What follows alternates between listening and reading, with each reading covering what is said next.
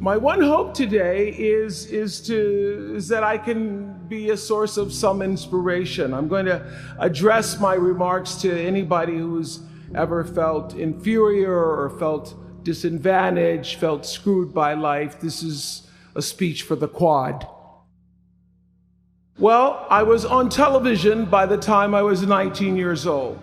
And in 1986, I launched my own television show with a relentless determination to succeed. At first, I was nervous about the competition, and then I became my own competition, raising the bar every year, pushing myself as hard as I knew. Sound familiar to anybody here?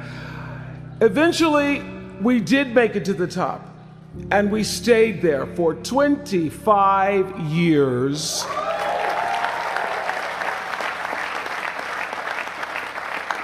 The Oprah Winfrey Show was #1 in our time slot for 21 years. And I have to tell you, I became pretty comfortable with that level of success. But a few years ago, I decided, as you will at some point, that it was time to recalculate. Find new territory, break new ground. So I ended the show and launched OWN, the Oprah Winfrey Network. 1 year later, after launching OWN, nearly every media outlet had proclaimed that my new venture was a flop. Not just a flop, but a big, bold flop, they call it. I can still remember the day I opened up USA Today and read the headline, "Oprah not quite standing on her own." It really was, this time last year, the worst period in my professional life. I was stressed and I was frustrated, and quite frankly, I was embarrassed. It doesn't matter how far you might rise. At some point, you are bound to stumble, because if you're constantly doing what we do, raising the bar, if you are constantly pushing yourself higher, the law of averages, not to mention the myth of Icarus, predicts that you will at some point fall. And when you do, I want you to know this, remember this: there is no such thing as failure. Failure is just life trying to move us in another direction. Now, when you're down there in the hole, it looks like failure. So this past year, I had to spoon feed those words to myself. And when you're down in the hole, when that moment comes, it's really okay to feel bad for a little while. Give yourself time to mourn what you think you may have lost. But then, here's the key: learn from every mistake, because every experience, encounter, and particularly your mistakes, are there to teach you and force you into being more of who you are.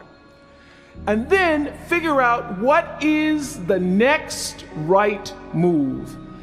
And the key to life is to develop an internal, moral, emotional GPS that can tell you which way to go. But the challenge of life, I have found, is to build a resume that doesn't simply tell a story about what you want to be, but it's a story about who you want to be. It's a resume that doesn't just tell a story about what you want to accomplish, but why. A story that's not just a collection of titles and positions, but a story that's really about your purpose. Because when you inevitably stumble and find yourself stuck in a hole, that is the story that will get you out. What is your true calling?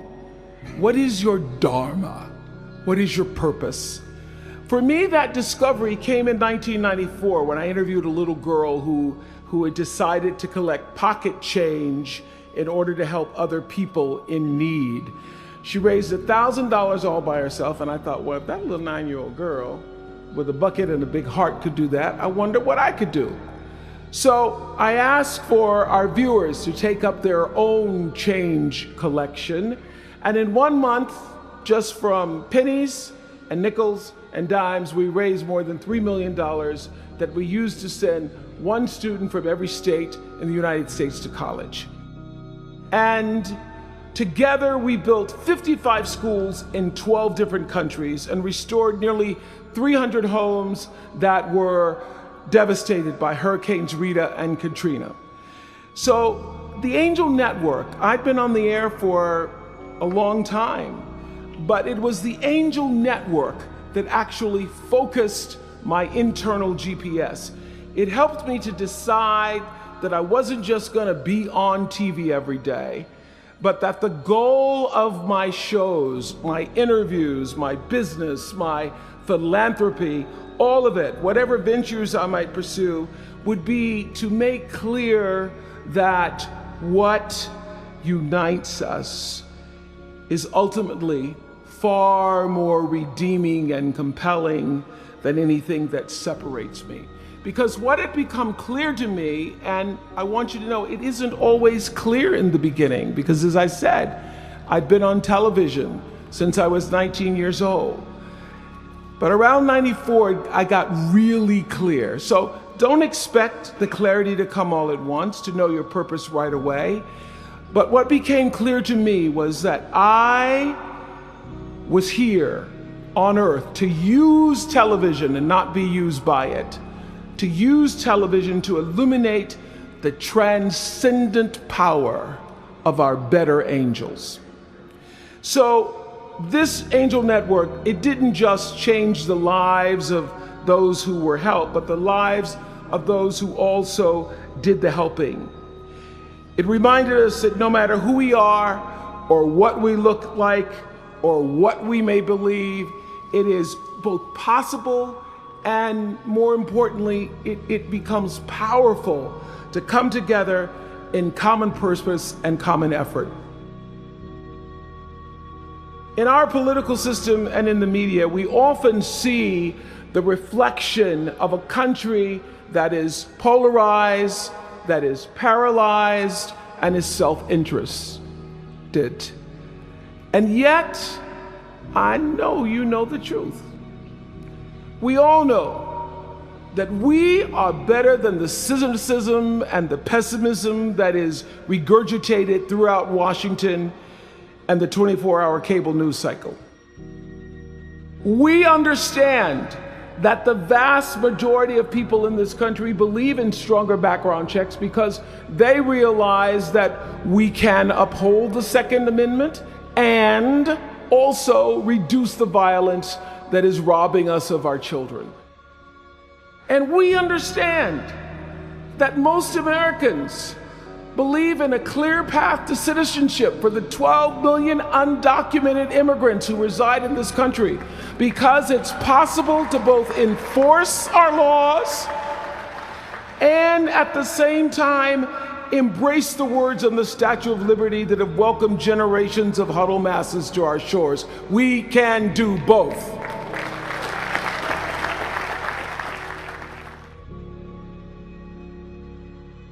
The point is, your generation is charged with this task of breaking through what the body politic has thus far made impervious to change.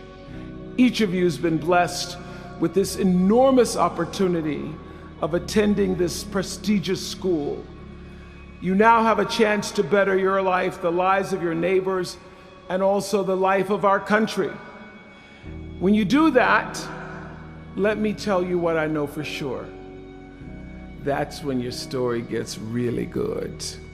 Maya Angelou always says, when you learn, teach.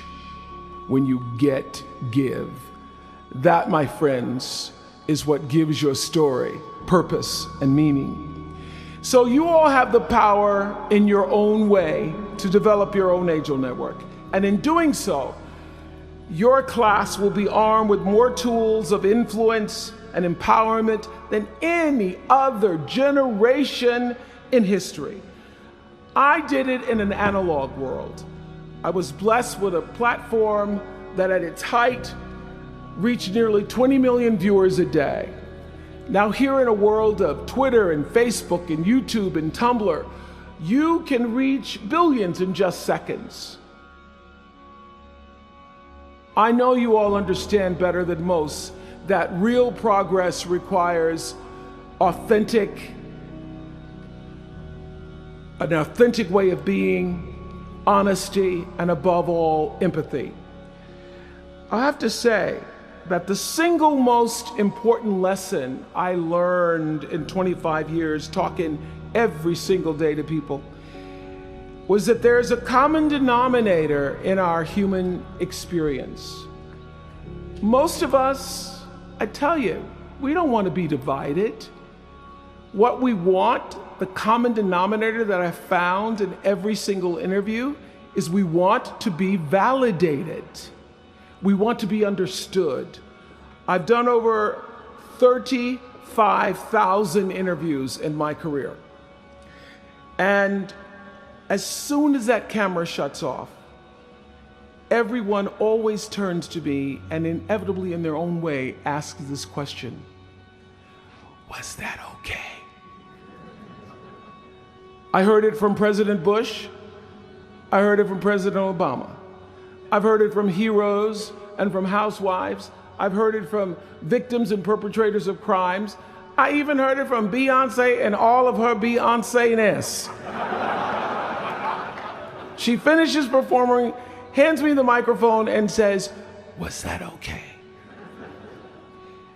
Friends and family, yours, enemies, strangers, in every argument, in every encounter, every exchange, I will tell you, they all want to know one thing: was that okay?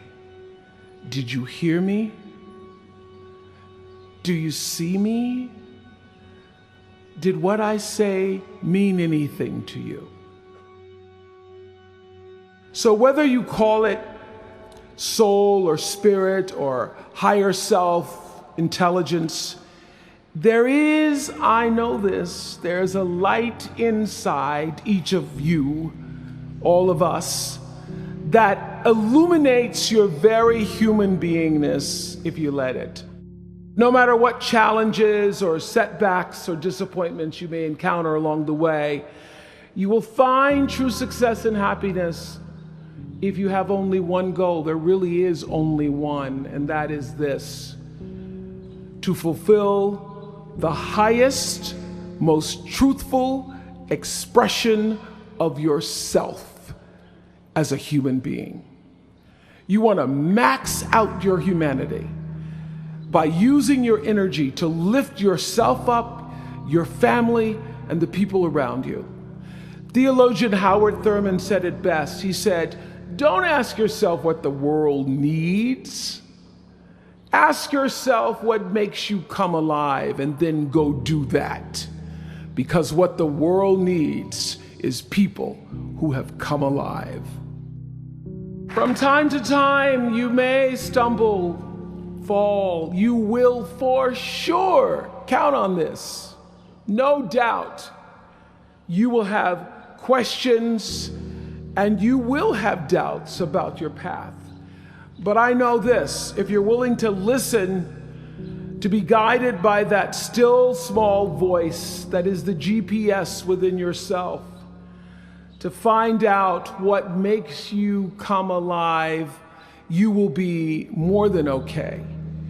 You will be happy, you will be successful, and you will make a difference in the world.